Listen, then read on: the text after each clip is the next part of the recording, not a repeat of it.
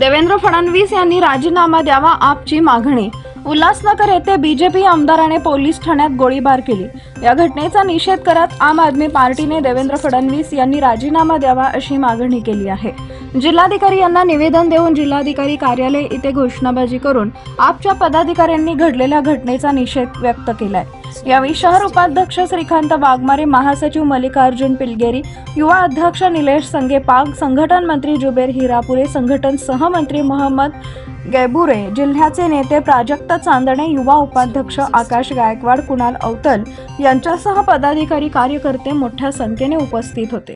आज रोजी आम आदमी पार्टीच्या वतीनं सोलापूर जिल्हा अधिकारी यांना निवेदन देऊन निवेदनाद्वारे आम्ही अशी मागणी केलेली आहे। आपल्या महाराष्ट्र राज्याचे गृहमंत्री तथा उपमुख्यमंत्री देवेंद्र फडणवीस हे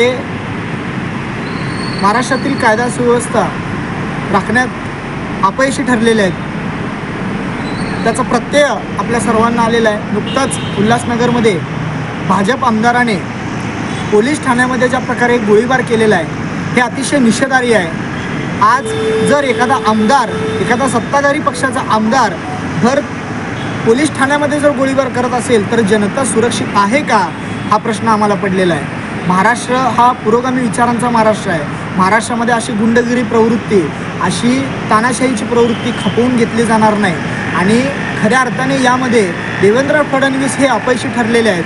कारण कायदा सुव्यवस्था राखणे ही त्यांची जबाबदारी आहे। त्यानंतर भ्रष्टाचार असेल, त्याच्यानंतर पेपर लीक प्रकरण असेल, अशा सर्व प्रकरणामध्ये फडणवीस हे वारंवार अपयशी ठरताना दिसत आहेत।